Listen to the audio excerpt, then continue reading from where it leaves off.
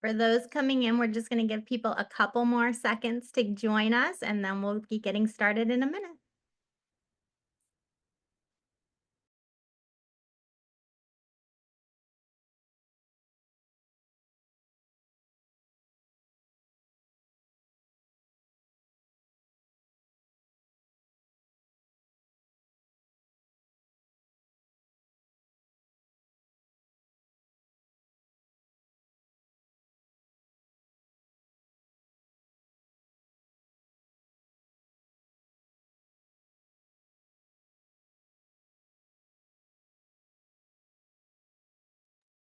Love all the energy in the chat already. Good evening, everyone. Hi.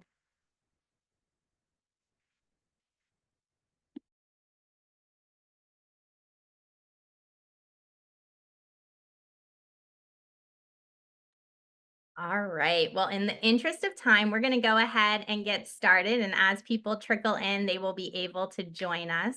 For those of you that don't know me, my name is Catherine Cochia. I am the 2025-2026 president of the Florida Academy of Nutrition and Dietetics. And I am so excited that you are all here for our legislative town hall.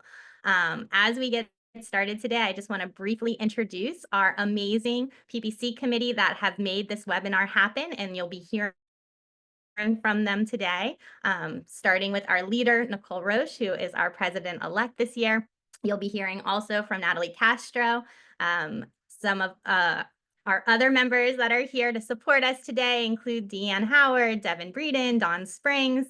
So they are all here to help us answer any questions that you have of what's going on legislatively. And we are so excited to have our new lobbyist, Erin Ballas, here as well from PA Consultants, who will also be sharing with us today. Next slide, Nicole.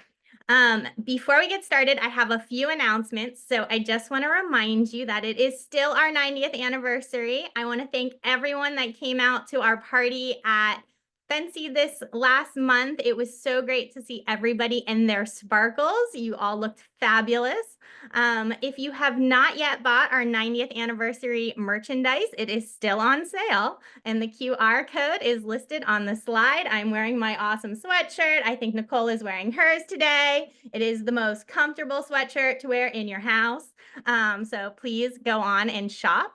Also, I want to remind you of our amazing new podcast that is out, the Orange Blossom Trailblazers. We have had our first 3 episodes drop already. So go to Spotify, Apple, wherever you get your podcasts and listen to those. Our Trailblazers are amazing, and you won't be disappointed with those episodes. New episodes come out every Sunday for our 8-episode series. So make sure you tune in and listen, like, and subscribe, all those good things. Next slide, Nicole. Upcoming events, as you mark your calendars, we have our Legislative Day. You're going to be so inspired today that you're going to want to be at Legislative Day, February 9th through 10th in Tallahassee. As you hear about our new licensure law that we are hopefully moving forward, this is going to be really important for us to be there. So mark your calendars down. And then FANS 2026 is also coming up April 10th through 12th. It's going to be at the Hyatt Regency Grand Cypress. It is a beautiful hotel. You can see it on the slide there. And we are still taking speaker proposals. So if you want to share your expertise with Florida, make sure you go on the link. It's also available on our website at eatrightflorida.org, where you can submit your speaker proposal. I'm almost done with announcements. Next slide, Nicole. If you want to be one of our amazing board members, I don't know if you know this, but all of the events we have been having, our board has been working hard all year long to provide all kinds of things for you, and our committees are amazing. If you want to join us, the election nominations are also open now, so you can go ahead and scan the QR code to be up for election for one of our board positions. Next slide.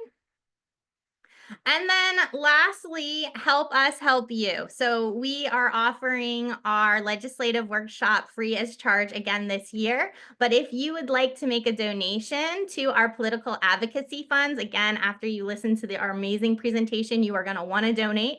The QR code is there for you. We're going to send you these slides so you can do all of these things later as well. Next slide. And lastly, please don't forget to help us with our student scholarship. So if you are in a position to be able to make a donation, please donate to the student scholarships. It's what helps our future dietitians move forward into their best, brightest futures. And with that being said, I am so excited to introduce Nicole Roche, who is going to be our MC for the night and take us from here.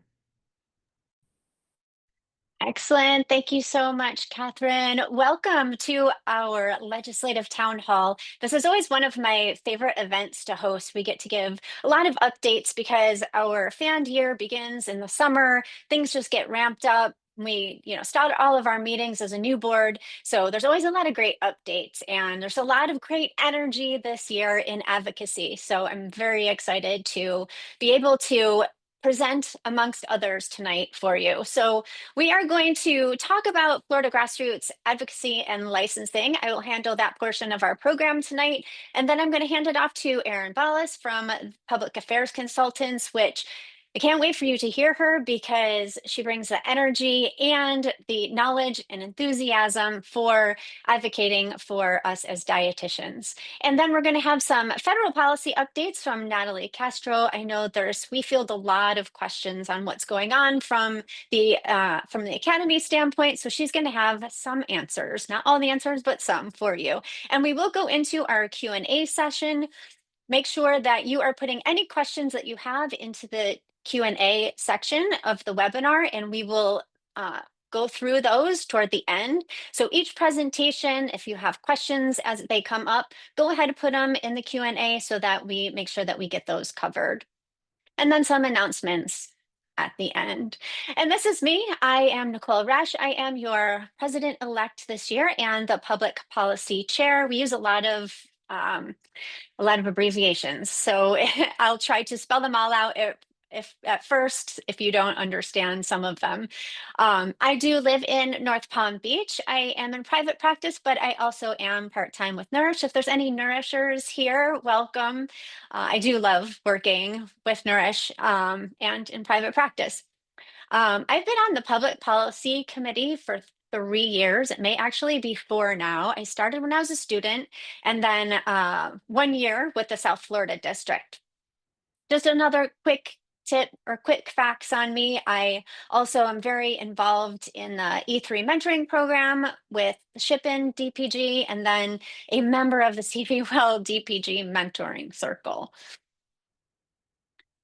So tonight's objectives, let me get my other slide here. Tonight's objectives, we aim to educate and inform you about our advocacy efforts, focusing on protecting our licensure and showcasing the vital work that dietitians are doing for consumers and communicating with our legislators. Our goal is to provide you with clear, actionable information without overwhelming you, and to equip you with the resources to confidently engage in advocacy work, because it does take all of us. This is our Florida Academy. These are the people behind the scenes who are doing most all the work. And for those of you who may not be familiar with our board, let me say that these people put a lot of time and energy into our profession, working tirelessly alongside regular jobs, families, responsibilities. Peggy O'Neill isn't pictured here with her picture, but she is the glue that holds us all together. We are always looking for amazing volunteers in each of these areas and in your local district. So please contact us because we will find a spot for you, or nominate yourself, as Catherine mentioned, for board elections.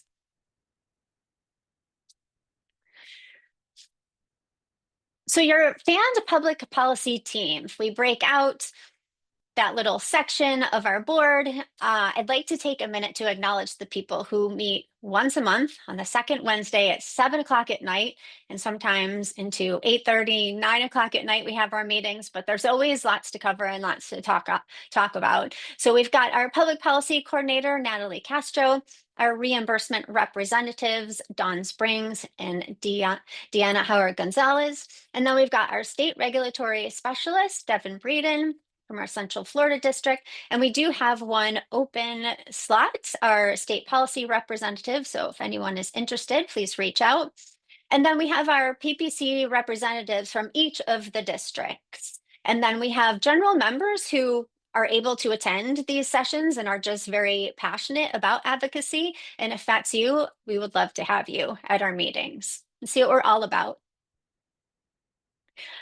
This slide is kind of one of my favorite ones. And I noticed in Erin's, one of her slides shows roots too and grassroots. I have been passionate about grassroots advocacy for several years, even as a student. And it's important to recognize that these areas that we all start at the root, our grassroots efforts in any area have the ability to influence public policy or social change. The efforts, all of us here tonight, do have the ability to make a difference. And this graphic is a good visual for how these efforts grow. By you, the RD, meeting with your local legislators and reporting up to your district, we can then track and maintain a log of how impactful these relationships are. When we can show the value to members and non-members, then our profession will grow and our reach will get even greater. Often I hear people say that the academy isn't doing anything or should do more. It is important to remember that the academy is us. It is made up of dietitians like us who are doing this advocacy work. And without these roots, without this communication, we have minimal impact. And legislators will have no idea what it is that we do. And so on this graphic, it gives you kind of a depiction of if you do go out, when you go out and you meet within your district, please report it up to your district representative so that the information can flow up through to FAND. The need to outreach. So where are our roots throughout the state of Florida? This graphic shows you exactly where our members are as of September of this year. So from an overall affiliate view, you can see that the majority of dietitians are in South Florida and the more populated regions throughout the state. While this map represents the members of the academy, we can ascertain that there's always a lack of access to dietitians in most of these rural areas where you see that there are no dietitians or members, I should say. And so last year, the state of Florida enacted the Interstate Mobility Act, or the Mobile Act, that was signed into law. And that was to make it easier for out-of-state professionals, particularly in healthcare, to get a Florida license through endorsement. This not only included much needed physicians and nurses and other healthcare professionals, but dietitians. And this also created a new law for every healthcare worker to be fingerprinted. And maybe you've heard that. You should be getting communication from the Department of Health to remind you of that at our next renewal. But if you can go ahead and do that as soon as possible, or the sooner the better, you won't have to wait till the last minute when things are probably backed up a bit. And if you weren't aware of that, we do have the information on our website and how to access it. Which brings me to our major initiative this year that Catherine had mentioned. Our Florida licensure has gone through many changes over the years. So the purpose of modernizing our Practice Act is to increase the efficiency, the portability, and public access to our services while reducing costs and the administrative burden. Our Dietetic and Nutrition Practice Council consists of 5 members, and they are an advisory council under the supervision of the Board of Medicine. They were established to ensure that every dietitian, nutritionist, or nutrition counselor practicing in Florida meets the minimum standards for safe practice. Modernizing our act is going to help these members also do their job more efficiently. If you've ever sat in on one of the council meetings, they are hours and hours long, going through qualifications, making sure that every applicant has met all of the requirements. As the Academy seeks to update or modernize dietetics laws across the country, the Model Practice Act represents our stance on licensure by providing a framework that serves as a prototype that can be adapted by legislators to fit the need of the state, and protects consumers by identifying qualified nutrition providers and ensuring providers of medical nutrition therapy have met those standards. It also supports access to timely and cost-effective nutrition care. So what this means and what this looks like is that the Academy supports what we call a dual pathway for licensure, or different routes or methods through which individuals can obtain a professional license. This allows flexibility in how different professionals can meet licensing criteria and accommodates different educational requirements, experiences, or competencies with respect to providing nutrition care and services and medical nutrition therapy. The core principles and policies of the model legislation serve as a valuable map during the drafting process, allowing the Academy and affiliates like us to support bills that license and regulate qualified nutrition professionals, allow practitioners to practice at their level of competence, thereby ensuring access to timely qualified care, and unless otherwise exempt, require a license for the narrowly tailored provision of medical nutrition therapy, the practice of which represents a clear risk of harm to the public if not provided by qualified practitioners. So the Model Practice Act is subject to ongoing modifications to reflect evolving industry practices, advancements in research, and changes in professional regulation, as we've seen over the years. Our model has been drafted in Florida and is in process, and Erin can either speak more to this or she may not have quite updates for us yet. In order for Florida to increase the number of providers via telehealth, it's imperative that we modernize our Practice Act first so that we can join the Dietitian Compact. For a little background, out of necessity, the COVID-19 pandemic led to a massive increase in the use of telehealth by Americans and an expansion of remote practice. States and federal government began temporarily waiving many licensure and cross-border practice requirements to enable healthcare professionals to expand or simply retain their practice by working in additional states throughout the country. This government action provided dietitians with a good understanding of the benefits of licensure and a compact that would provide. The Dietitian Licensure Compact facilitates telehealth, mobility, and provides licensees with opportunities for multi-state practice. And I don't know about you, but if you are in private practice or you're working for one of the telehealth companies, maintaining licensure in multiple states can be very time consuming. And that would certainly make it much easier. So as you can imagine, this is a very big undertaking. We're talking about drafting a bill, getting sponsors for a bill. And in August, we set out to find a partner who could help us achieve this. You'll hear from public affairs consultants shortly, and I'm sure you'll be just as impressed and amazed with the wealth of experience and insight that they have already brought to us. In just a few short months, we've already made an impact. Most importantly, having drafted a bill and potential sponsor. And as Erin will attest, this is a great start, but we are setting expectations that bills take time. So what we've already done, and I cannot take credit for any of this because I have not yet been to a delegation meeting, but already completed, we've had Dr. Lori Wright attend the Healthcare Leaders Roundtable that was at USF Health. Erin reached out and said, do you have a representative who could attend this? And we did. That was right out of the gate, I think, in August, September. And then Devin Breeden in Marion County attended his delegation meeting and spoke.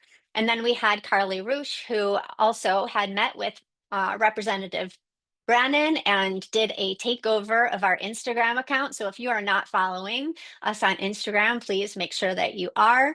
And then in Broward County, Dr. Catherine Cochia and Peggy and Nikki had gone last night, as a matter of fact, and presented in front of their delegation.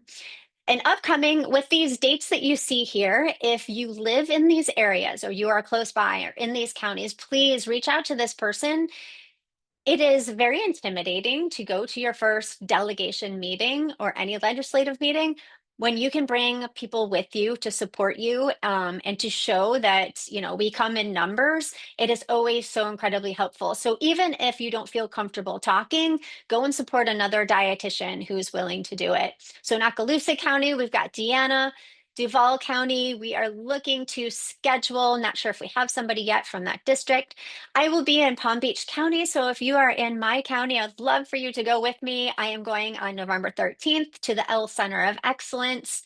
Um, don't have a very specific time, but I know it's between 9 and noon. And in Pasco County, we've got Amanda going, and that's at Pasco Hernando State College. And so here are our dietitians advocating, and have all posted to Instagram. Again, if you go to one of these, let us know about it. We have a form on our website that we would love to hear. I love when Carly, she showed a picture of back here in 2015 versus 2025. So as student going, but then what it's like as, in your profession, just a very different perspective, I'm sure. And thank you so much, Carly, for doing that. And I want to finish off with I think it was one of my first legislative workshops. Jessica Sylvester had invited Sheila Burke in to speak to us in one of these workshops. And I had actually taken a screenshot of just this one slide. And I thought it was a great capture of what makes an exceptional advocate. It doesn't really mean that you're super knowledgeable. Nowhere on here does it say that you're super knowledgeable and you understand how a bill becomes a law. It's passion, being well informed, being a communicator, goal oriented, connecting with people, being flexible, inspiring, empowering, persistent, and a servant. And I don't know too many dietitians who don't fit that bill. We do have a lot of resources for you. So please visit eatrightflorida.org. We've got a very handy checklist that you can use, leading you up to meeting with your legislator, and throughout the meeting, sending, like this checklist, send a thank you note at the end. The next handout was something that Catherine came up with, just that she wanted to take with her. So you can create your own. And she utilized the cookbook that we have online with a QR code. That is free for any of your legislators or anybody to have that ebook. And it's such a great way, Aaron brought this up, it's such a great way to showcase what, how the depth of us in Florida and the cultures that we represent through food. And it's a great resource. There is a handout on our Nutrition Practice Act, kind of summarizing that. Again, you don't have to speak to that if you don't feel comfortable. We really just want you to establish those relationships. And then, of course, the value of a registered dietitian. Our upcoming PPC events, we've got our next committee meeting on November 12th. Come on, be a guest. We'd love to have you. Legislative Day, we have slated for February 9th and 10th. So please, if you are willing and able to come to Tallahassee, we would love to have you. And then, as Catherine mentioned, fans, of course, we will be there. And then we will have a booth in the expo. And with that, oh, I do have one more slide. As a student, so any students that are on, as a student, I started to get into advocacy, and it was in my own neighborhood. And this was our SDA newsletter. And I wrote just a kind of a brief, here's what I've done in my neighborhood. It's food desert. They wanted to open up a gas station. I won't go into any detail, but I put here in the end, students have the ability to make a difference. It's up to us to put ourselves out there and to share our stories. When I came across this article, I thought, isn't that interesting? Like, I was saying this back then, and now I'm president-elect. So you never know where a path can lead. Just say yes. And with that, I am going to hand it over to Erin. Thanks, Nicole. All right, let's see if I can. Oh, look at that. I'm gonna share the screen. I'm gonna start.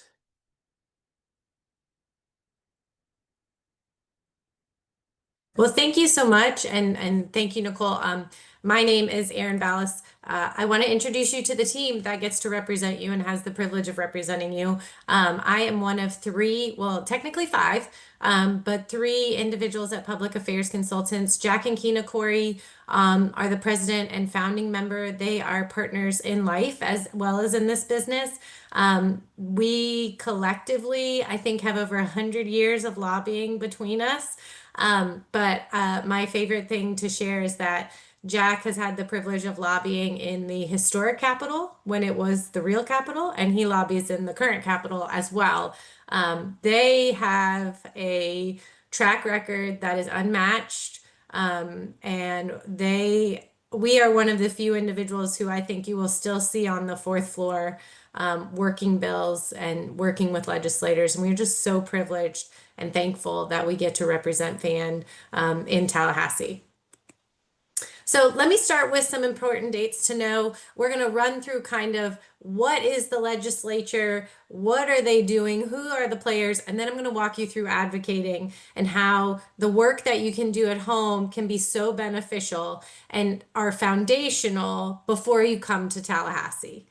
So these are some important meetings that are coming up. The one thing I want you to know about this year for session is that it's an early session. So what does that mean? It means that the legislature will come in January, the second Tuesday in January instead of the second Tuesday in March. Years ago, the legislature voted to change this to an early session because some members, when we do redistricting, we have to meet earlier because often they can't get they cannot get the new maps drawn in time. And so they give themselves a little more space in case anything comes back. The legislators enjoyed it so much, they like to go on spring break, and so they made it every other year because in our Constitution, it only mandates that the legislature meets every other year. And so that date is spelled out in the Constitution, but this one is not. And so we will be meeting starting January 13th. We run 60 calendar days, so they often don't meet on Saturday and Sunday.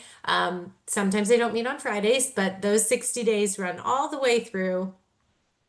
And hopefully, if they finish on time, the last day for session will be March 13th. So these are the two guys to know. Senate President Albritton is a wonderful man. He is from a little tiny town called Wauchula. He is a farmer by trade. And so when you come up to Tallahassee, you'll see that the branding in the Senate reflects very similar branding to FAN. It's a lot of oranges. He comes from a long line of farmers. He has a soft spot for farmers in particular, and it just has a heart of gold. You often will see him cry on the floor. He just is really in touch with his emotions and is just a wonderful, wonderful man.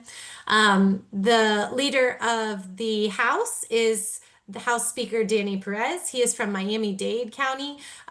You have probably seen him recently in the news because he is currently having a major fight with our governor over property taxes. And if you didn't see him recently, then you definitely saw him last year because he was having another major fight with the governor over pretty much everything.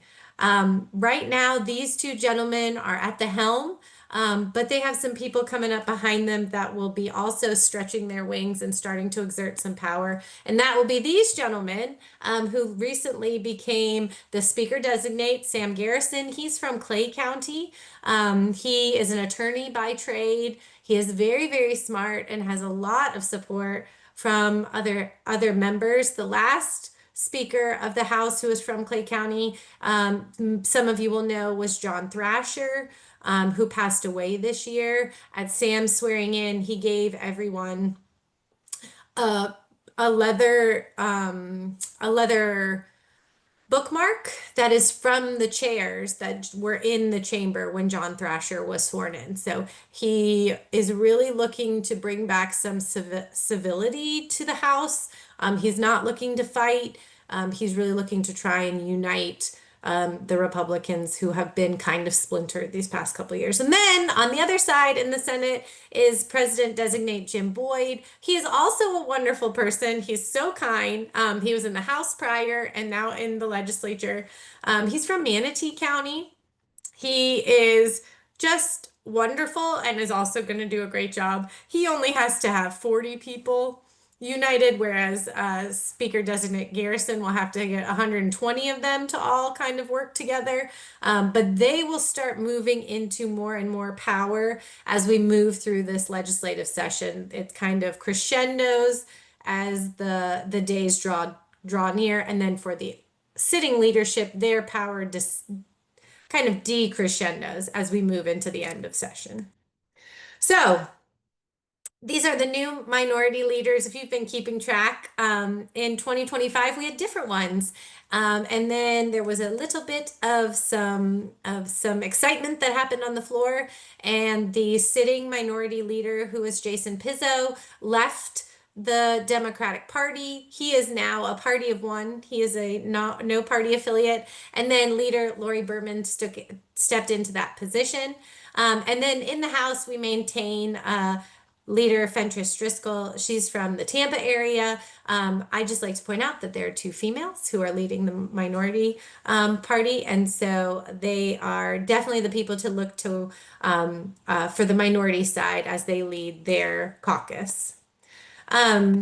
Here are some leaders for the Senate, in case you didn't know. So we talked about Jim Boyd. We talked about Senator Albritton, or President Albritton. Jason Broder, the gentleman in the corner who has the green tie on. He's from County area. He is the pro temp.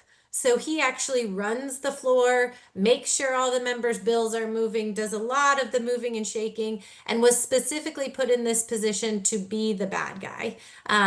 President Albritton, like I said, is so sweet and so wonderful that he knew he couldn't really deliver a lot of bad news. And so he picked Jason to do that. And I think Senator Broder is doing an excellent job of balancing that position while doing it very respectfully and maintaining decorum in the Senate. On the other side is, I'd like to point out, is the minority leader pro temp. That's Tracy Davis. She is will be the incoming minority leader under President-designate Boyd.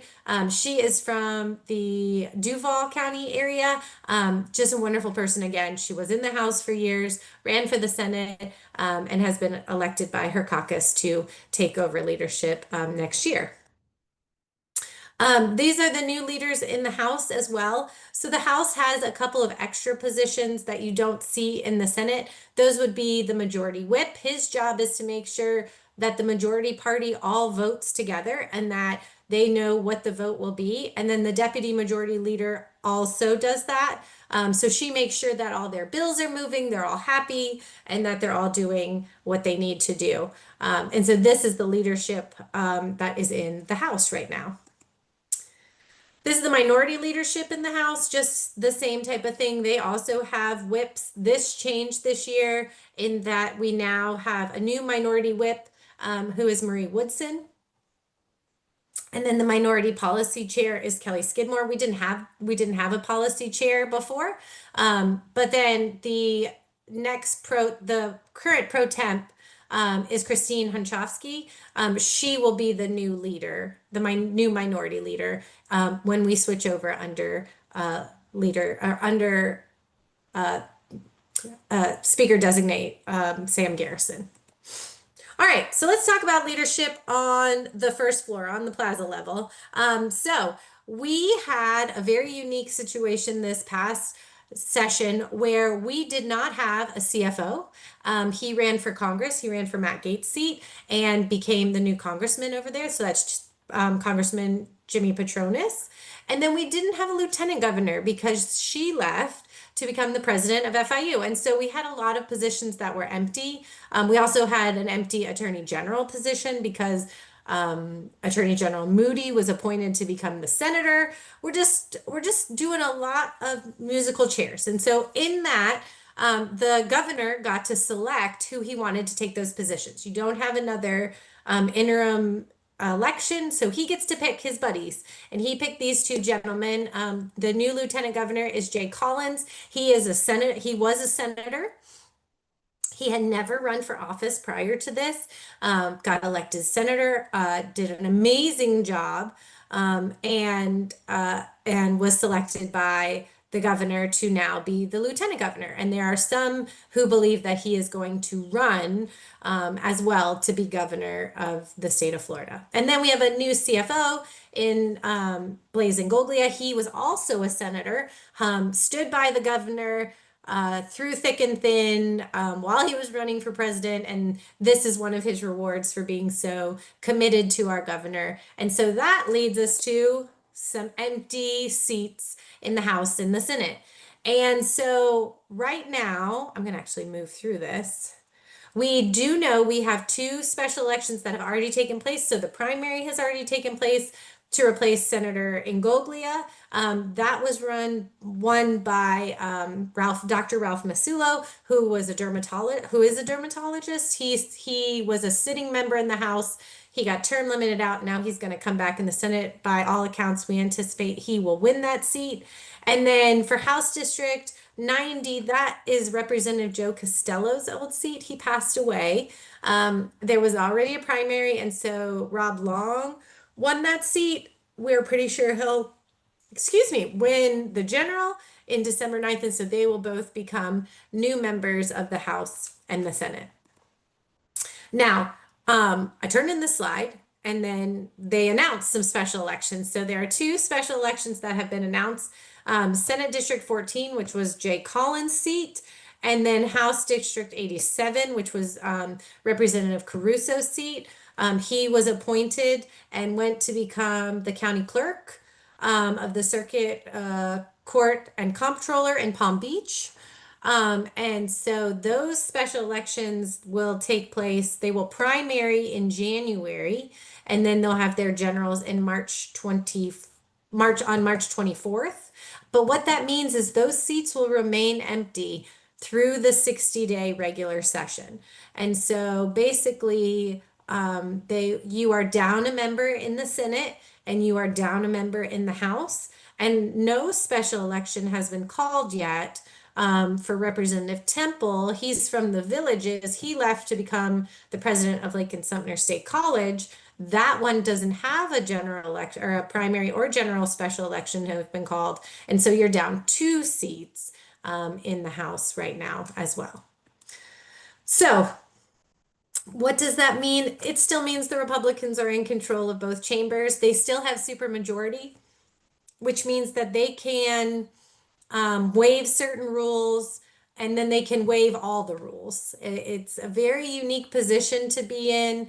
I wish I could say it's once in a lifetime, but we've had it pretty consistently for the past couple of years. I will say that since the Republicans have become the supermajority, they have never exploited the power that they have in like running over and getting rid of rules or doing any of those things. But that being said, they can do it. Right now, the House has a supermajority of 85 to 32. So there's 120 seats total. That leaves 3 vacant right now. We will have one of them filled come December, so you'll still be down 2. And then in the Republican or in the Senate, the supermajority is 26 to 11 and the 1 NPA. So they have 40 seats, 2 will remain vacant, and then 1 will be taken over by Dr. Masulo. All right, so 2026, the legislative session, what's it got in store for us? Well, buckle up. We have had many meetings, I've had many meetings with members, and they told us to expect more of the same. Expect a terrible year, expect it to go long, expect it to be nasty, expect it to be awful.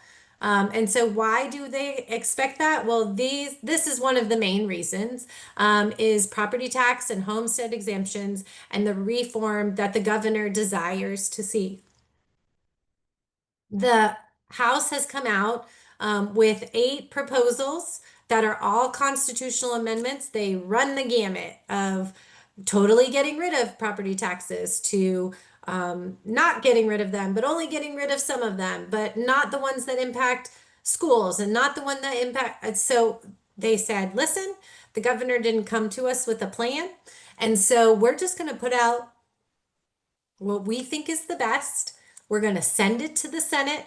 They can decide to hear it or not, but here's our 8 best ideas. Well, when they announced that, the governor came out and basically said, that's wrong. You should only put forward one idea. This is the worst thing ever. How dare you? You're just trying to confuse the electorate. To which the House came back and basically said, well, if you have an idea, Governor, we'd love to hear it because we haven't heard anything from you. And so this is where the fighting has already started.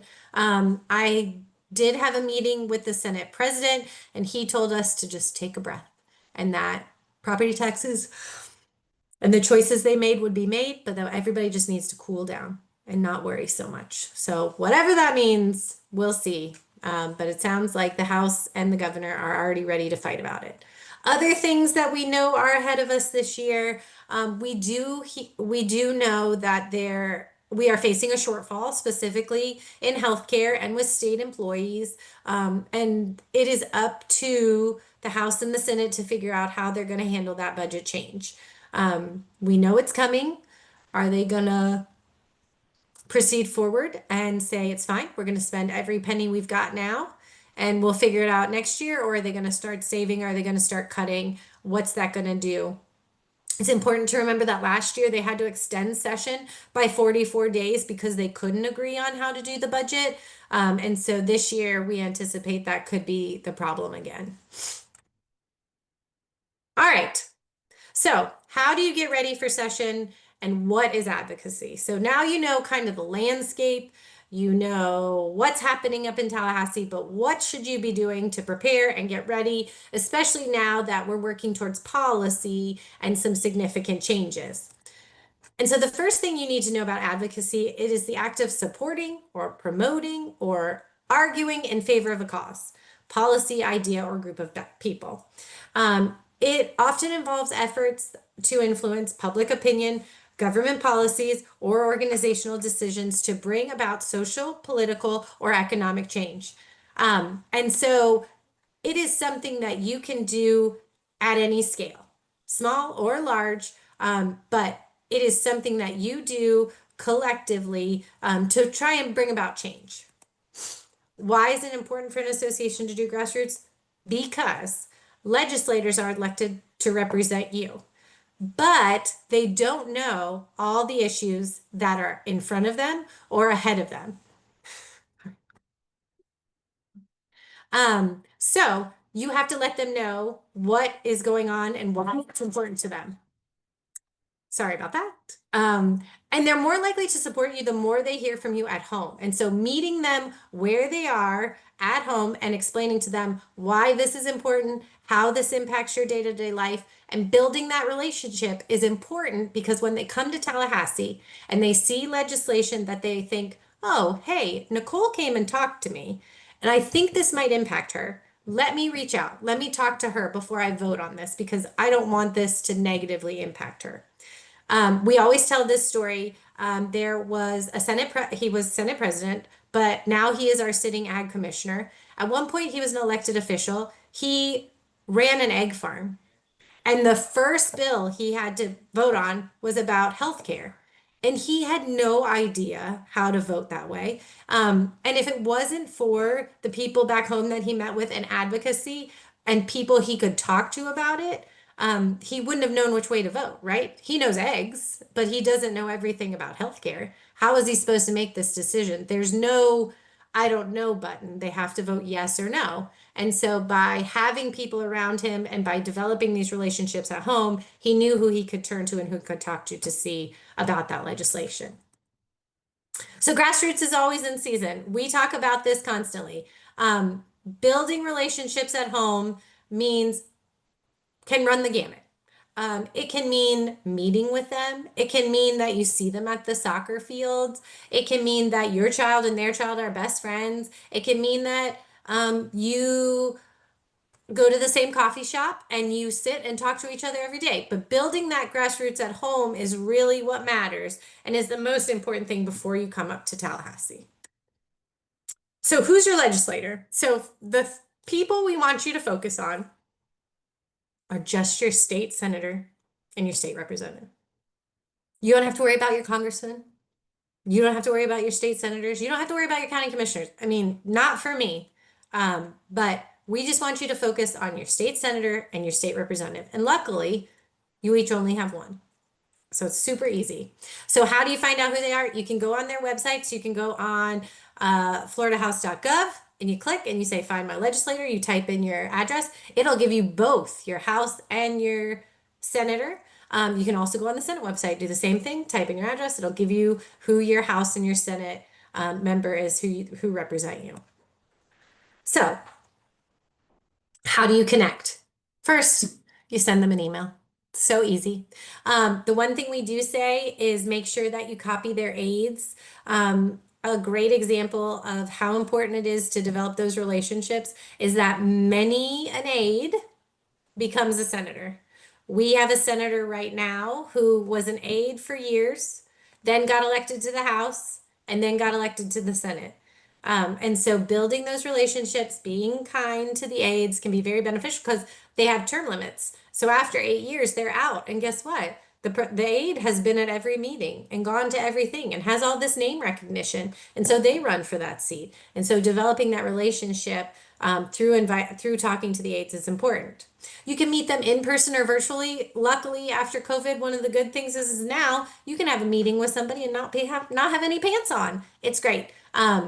Just make sure you let the legislator know, like, listen, I have to work, but I would love to talk to you. If you have 15 minutes, I can jump on a Zoom if that works for you. And that is perfectly fine. You can attend delegation meetings like some of the members have already. They're up in your counties. You just have to fill out some forms. And then you can follow them on social media. You can see what they're doing in the community, and you can offer to help. So we always say it's nice to do a little research before you meet a member because you only have a couple minutes to kind of make a good connection that really sticks. And so one of the things you can do is all the House members and all the Senate members have a profile online that goes through their name, the awards they've won, things they're interested in.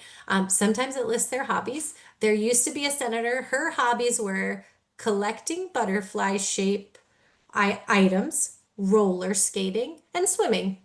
And I was like, listen, I can talk to a member about that all day. And so anytime I went in, I would be like, listen, I saw a butterfly today. Do you love butterflies? And we would talk about butterflies every single time I saw her. And so you just make these little connections so that it kind of triggers in their brain. Oh, there's Erin. We always talk about butterflies and she cares about dietitians. And so I'd make sure anytime I see anything, I need to tell her. It's just a little way that you can kind of break the ice when you first get in there. You know a little bit about them ahead of time and you're ready to chat. So when should you contact your legislator? Like we said, it's always in season, grassroots. So you can reach out. We say at a minimum 4 times a year. Reach out before session. So this year, if you aren't talking to them right now, if you don't go to any delegation meetings, then listen, that first week of after New Year's, just say, hey, wanted to shoot you an email. My name's Erin Ballas. I work in this district. I just wanted to wish you good luck in session. We're working on this issue for FAND. It'd really be helpful if you could support it. Have a good luck this legislative session.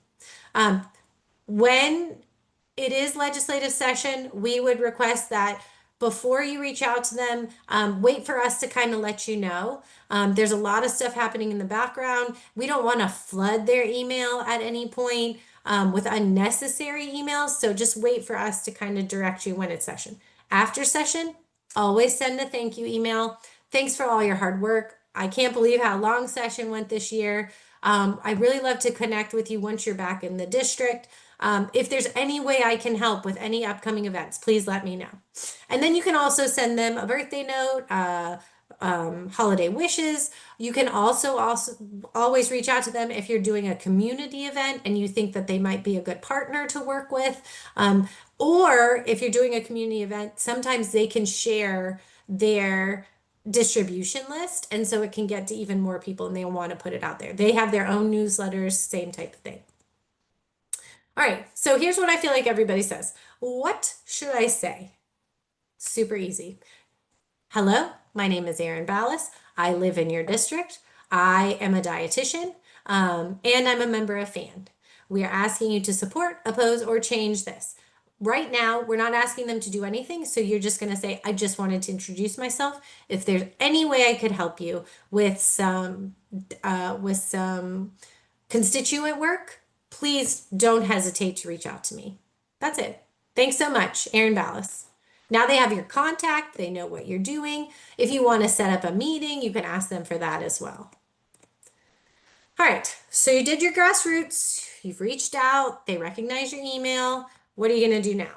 Well, you're going to stay informed. So you're going to watch for legislative updates from me or from the team, and you're going to be ready to reach out to those legislators when bills are filed and we're ready to move forward. Like Nicole said, we are in some pretty good shape.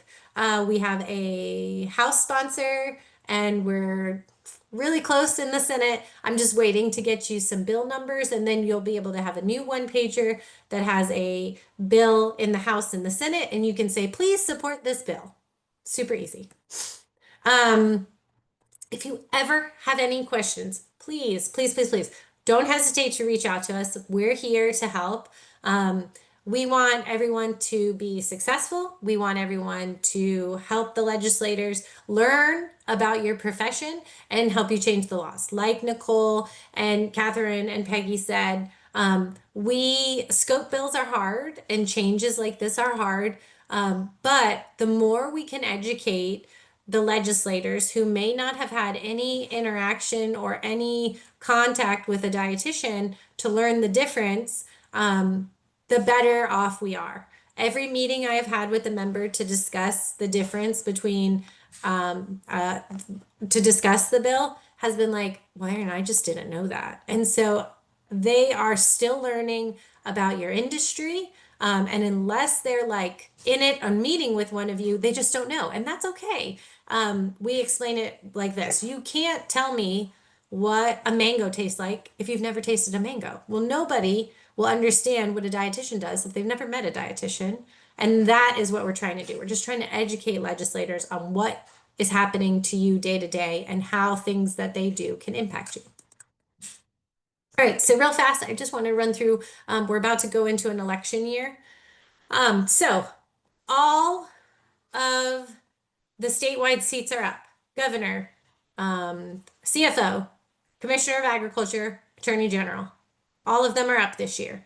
All of the House seats are up, all 120 of them.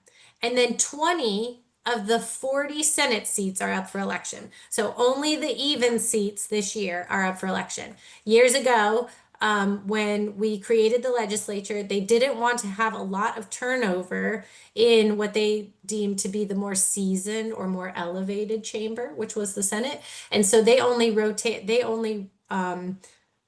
will have the possibility to lose half of them.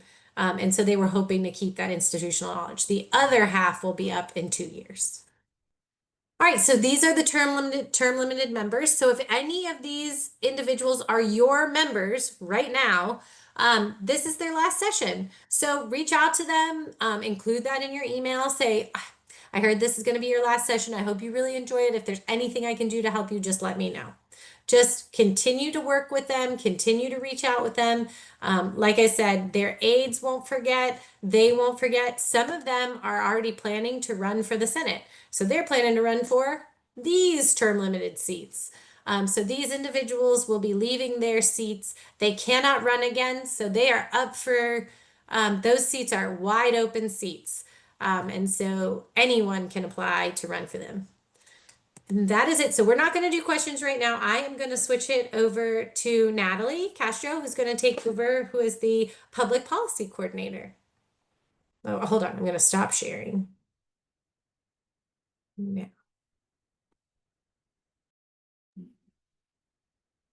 Thank you, Erin. Wow, that was a lot.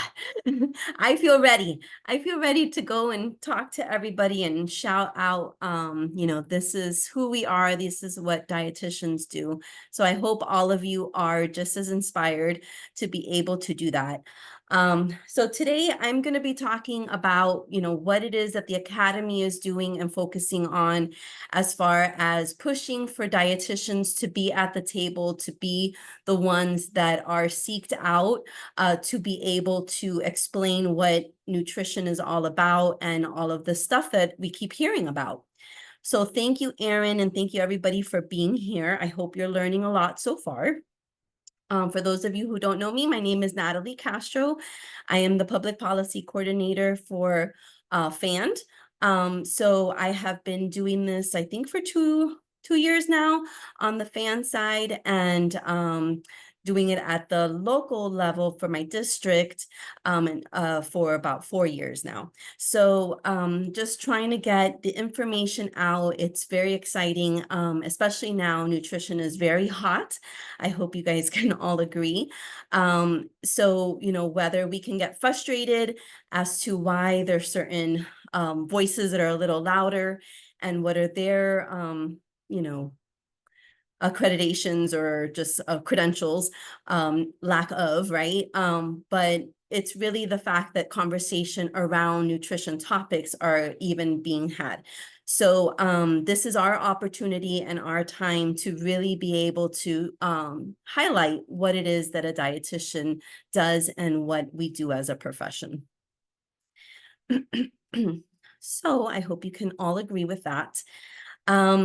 I wanted to start off with some of the Academy's priorities for this fiscal year as far as on the federal side, right? So nationwide, what is the focus that the Academy has?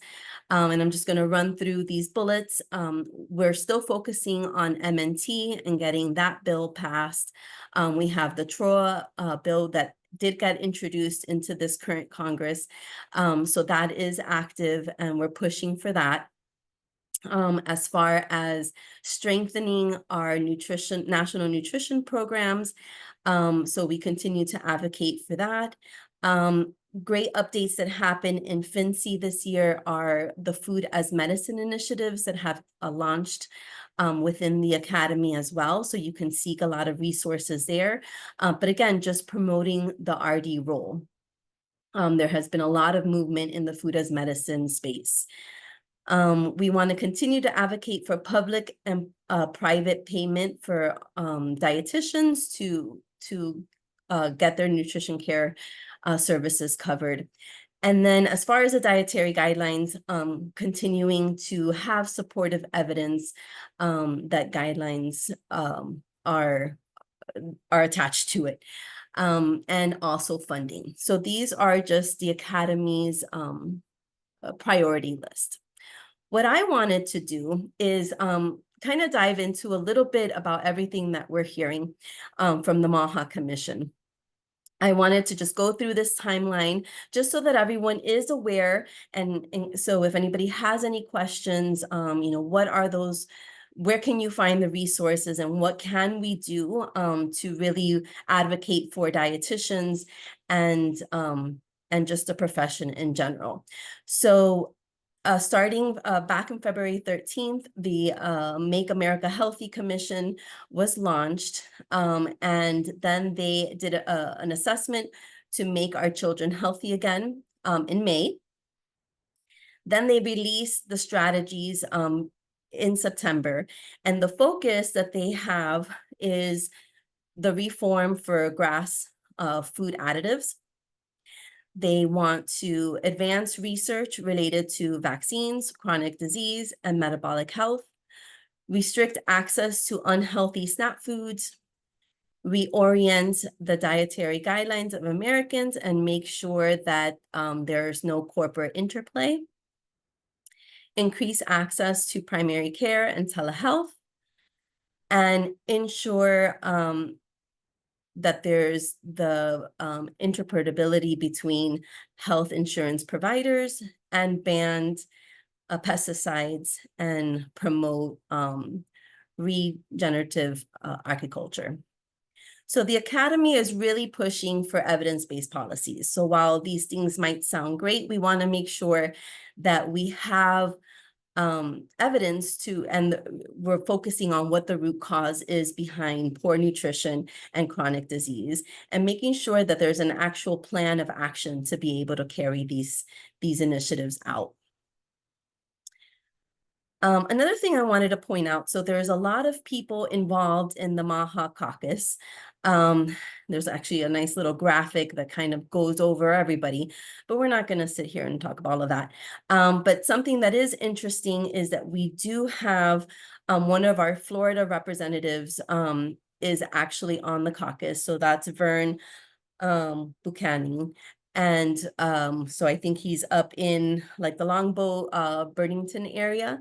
So if he's your guy, maybe somebody that we can, become friends with. And just getting all the players, knowing who the players are and what their focus is. So with that being said, we are seeing a lot of movement in Florida.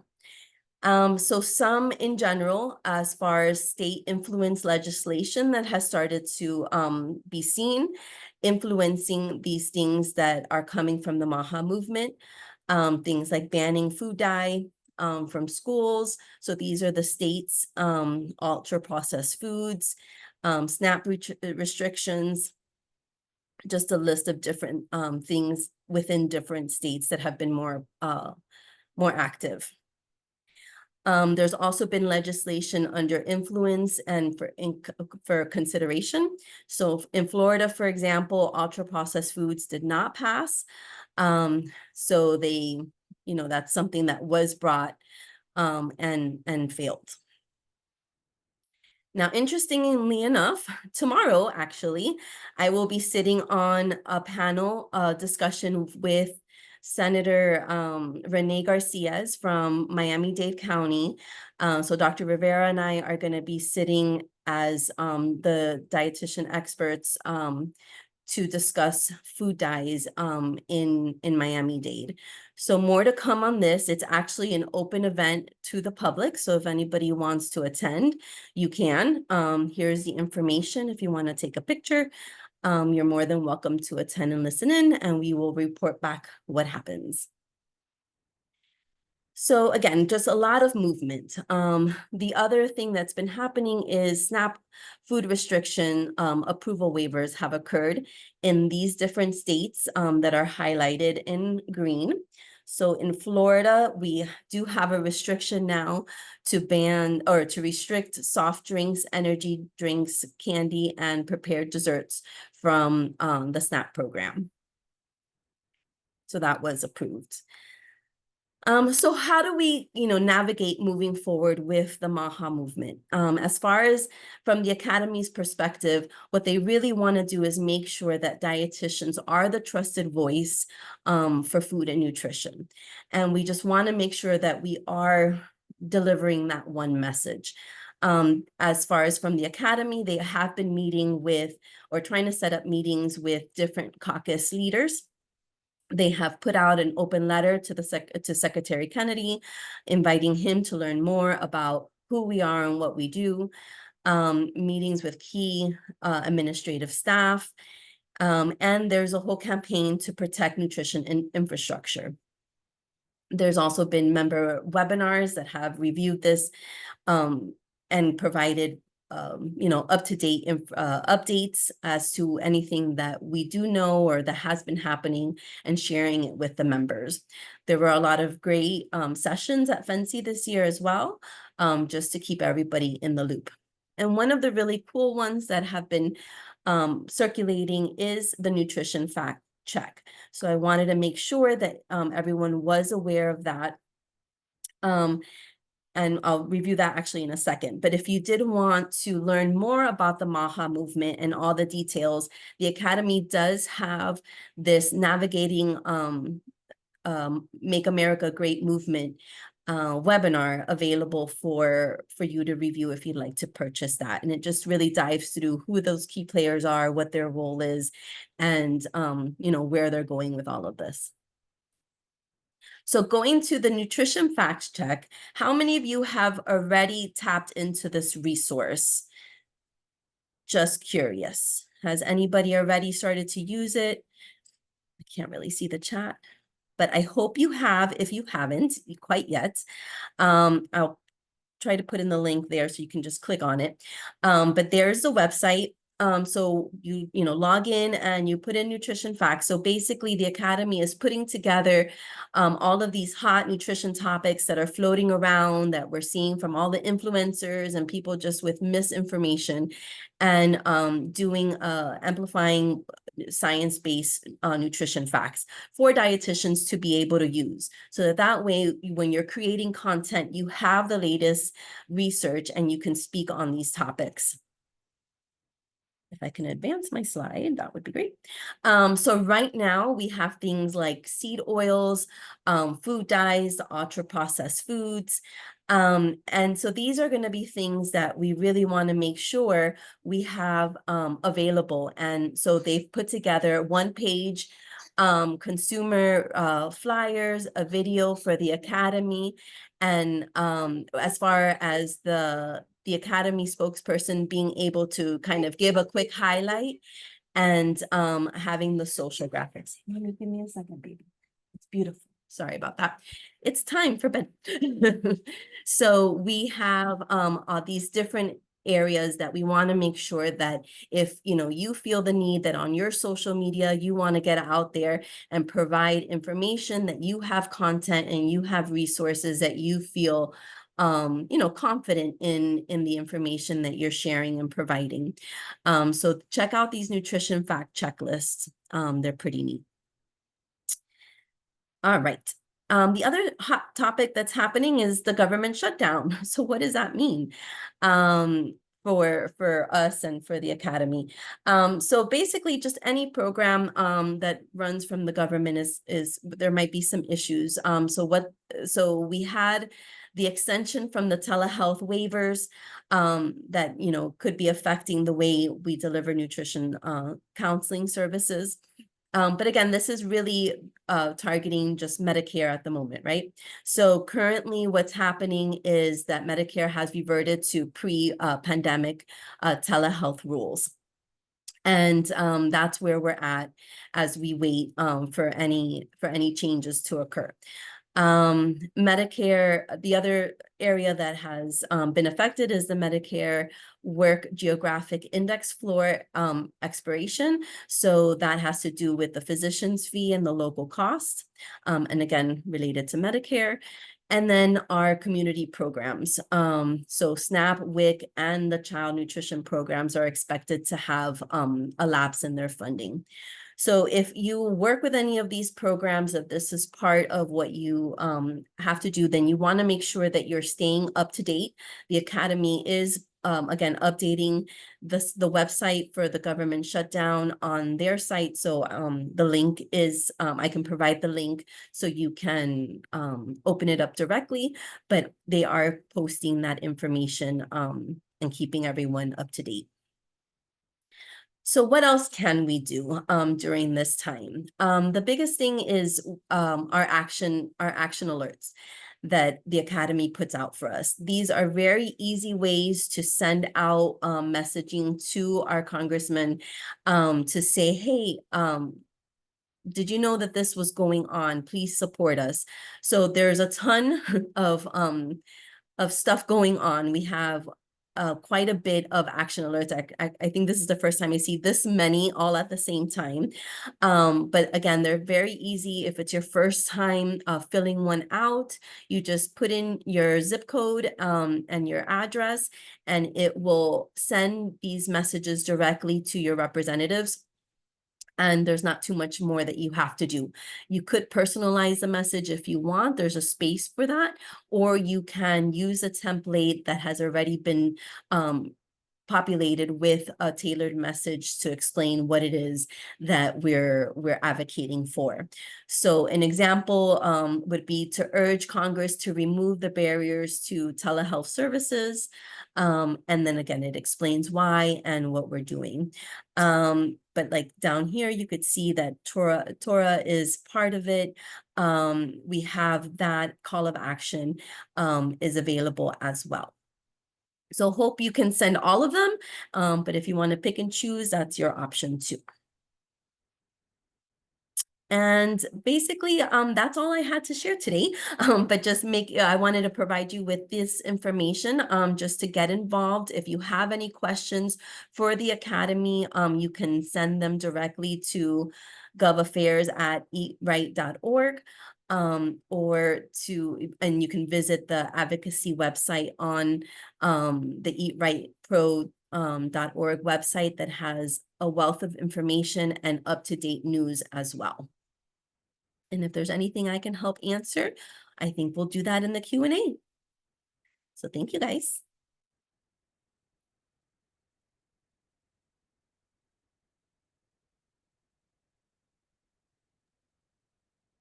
Excellent.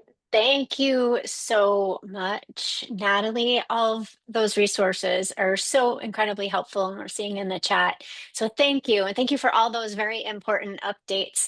At this time, we will jump into our Q&A. So if you have any questions, please put them in the chat.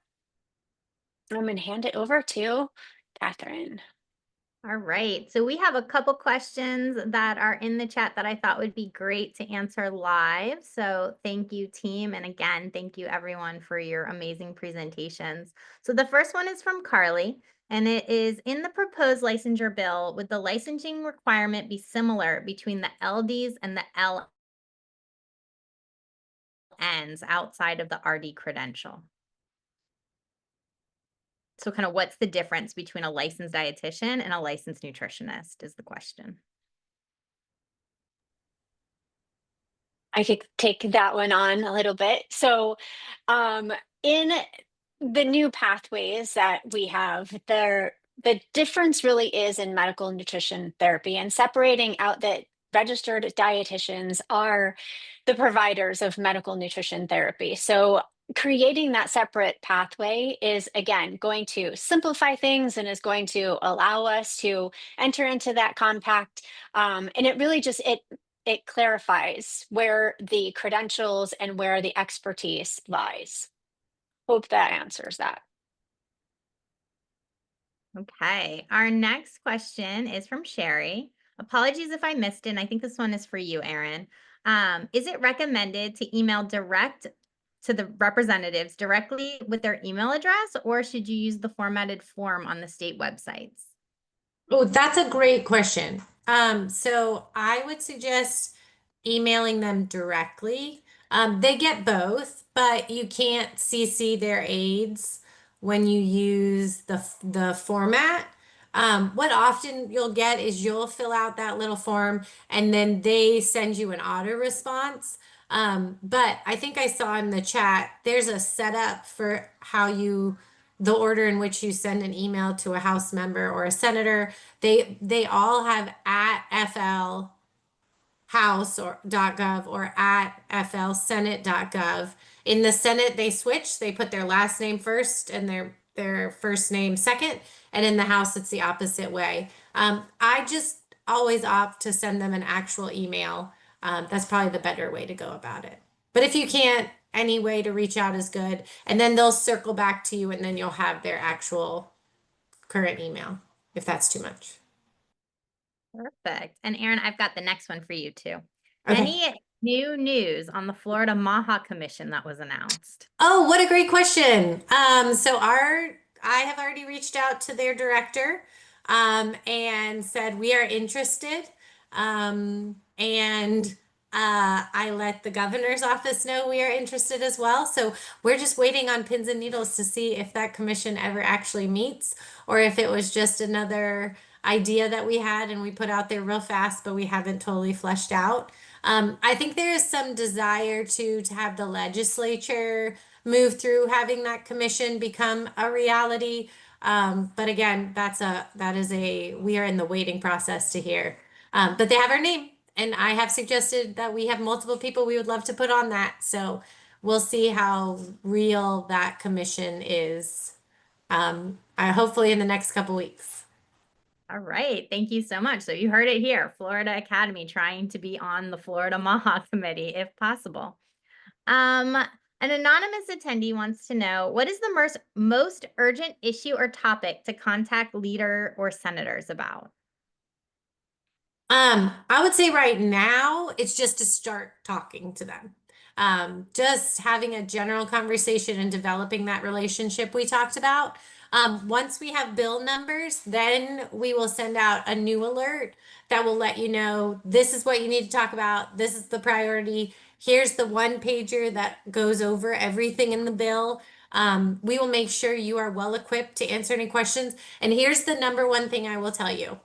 If you don't know the answer, just tell them you don't know the answer and you'll get back to them. Please, please, please, please don't make up anything. It is so much easier to come back to a legislator and say, here's what is in the bill. And look, that'll be your second time you talk to them. How great. You could get two done. But don't make it up. It is really hard to walk that back and to rebuild that relationship with a legislator. It's okay to not know. I tell legislators all the time, I don't know.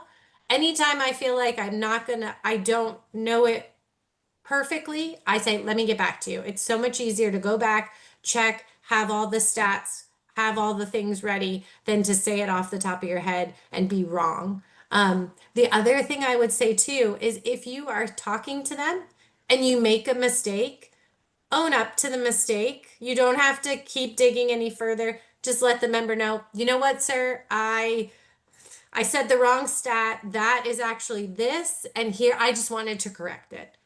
It's so rare nowadays to have anyone own up to the fact that they made a mistake that I think most members are really thankful. And they just want to know the actual stats because what a lot of them will do is they will take in what you're saying and they'll turn around and they don't want to have somebody correct them with the wrong thing.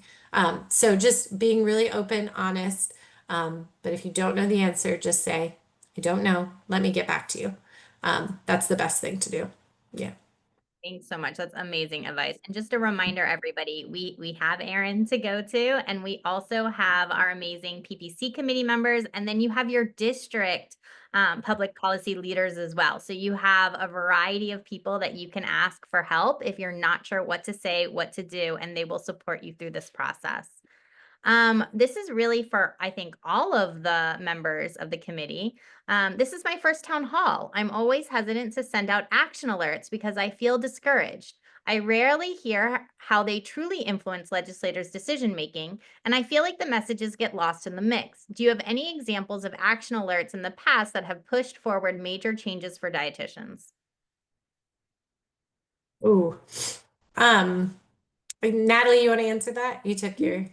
Yeah, Natalie, well, you can talk because I don't have one for dietitians, but I have some for others. So. no, I was gonna say, I think you might be able to share some like just kind of solidify what I was gonna say.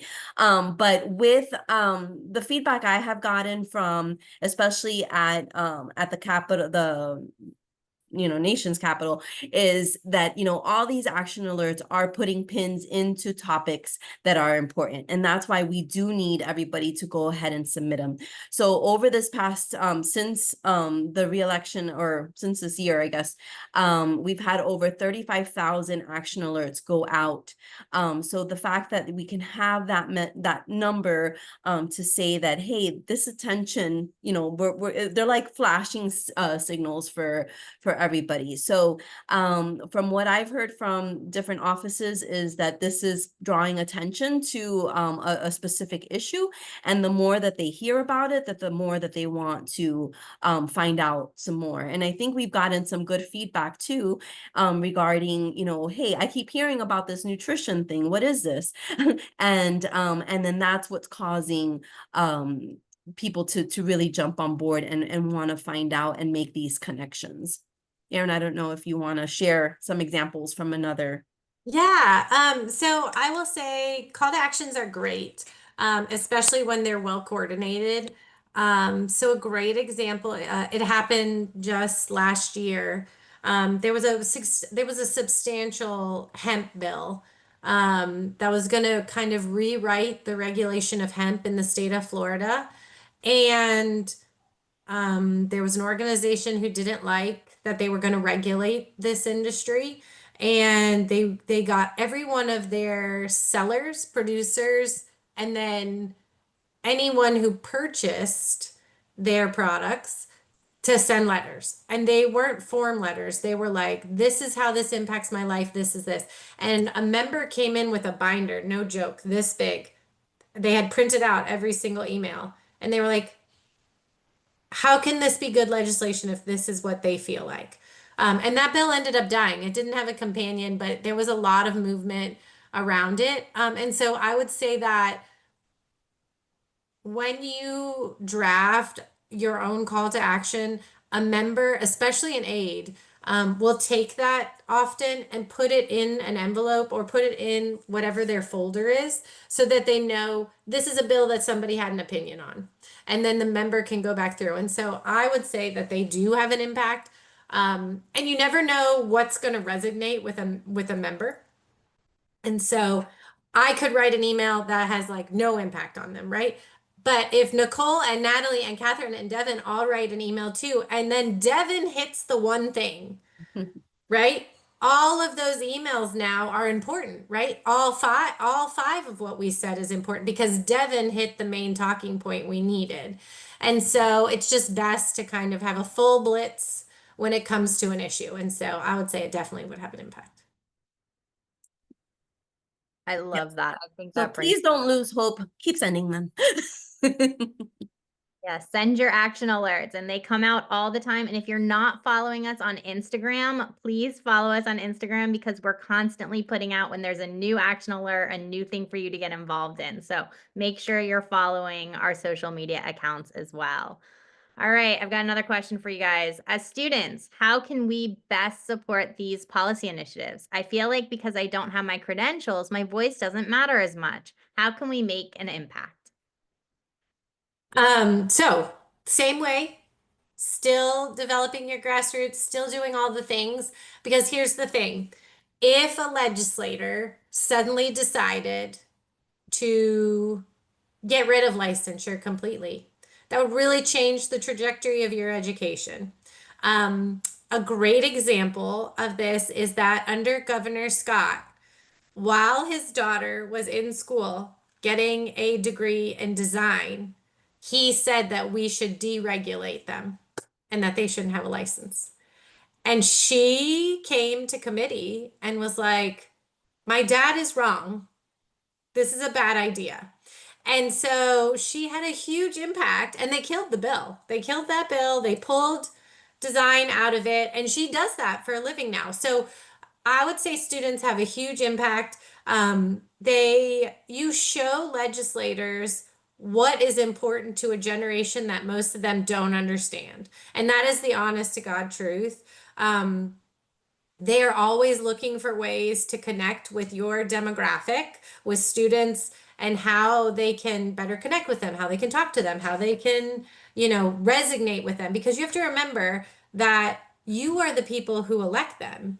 And so they want to build relationships with multiple different, with different people. And students are the hardest ones to connect to, mainly because most students don't want to do any of this. So I would say you have a huge impact in the Capitol.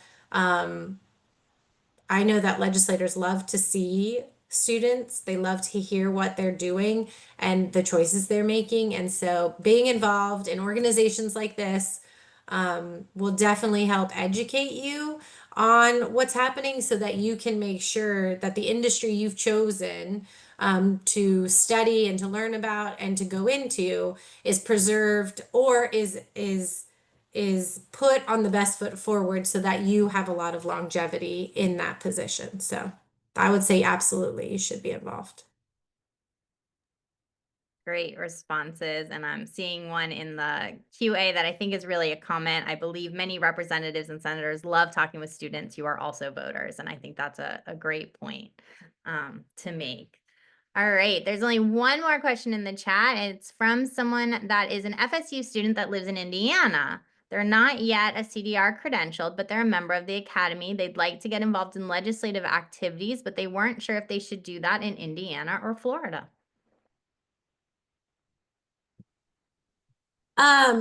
So that's a great question. And I'm gonna say that you should probably get involved in Indiana if that's where you're gonna practice, if that's where you're gonna work. But I love that you're going to FSU, which is great. But I would probably stay focused in Indiana because that's where you can vote. Now, if you can vote in Tallahassee and in Leon County, then that's different. So I would want you to be involved in Florida. But if you are living in Indiana and that's your full-time residency, then you should focus on Indiana and do some great work there. And hopefully the great part is once we pass this bill, you'll be able to bring your license here and it won't matter and it'll be great. Hope that But answers it. Yeah.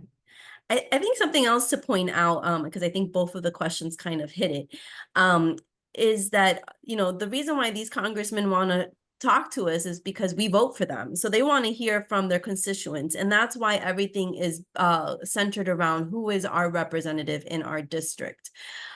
So we are passionate about nutrition and we're dietitians. So we're bringing nutrition to the table to have conversations with them. But you really could talk to your congressman about anything that you're passionate about. We're just advocating for nutrition here on this webinar. But so I just wanted to clarify that because it doesn't mean that you have to be a registered dietitian to go meet with your congressman.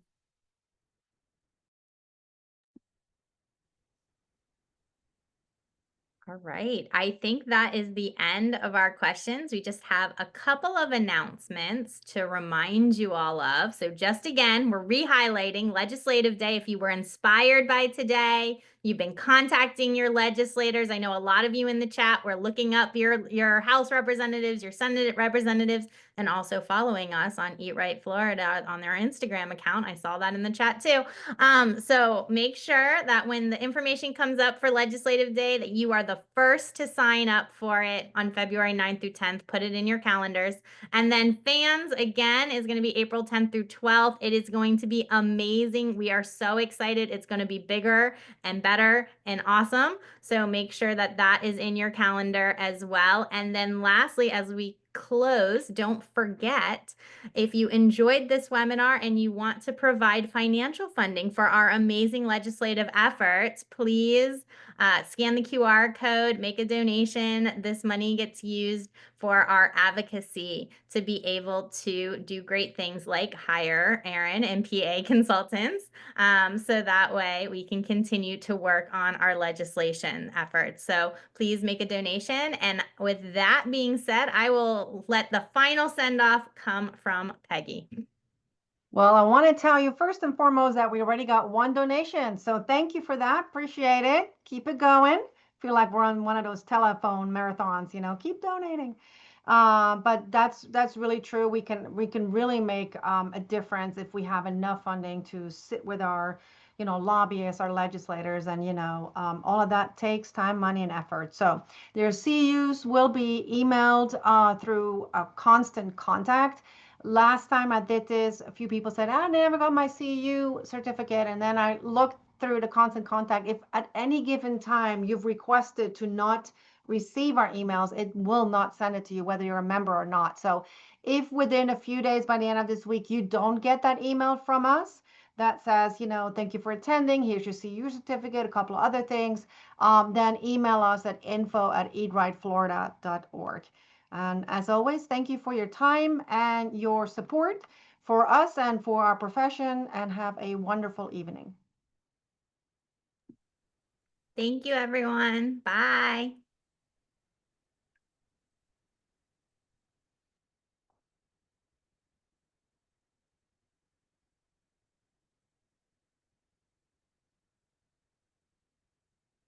All right, guys. See you soon. Bye.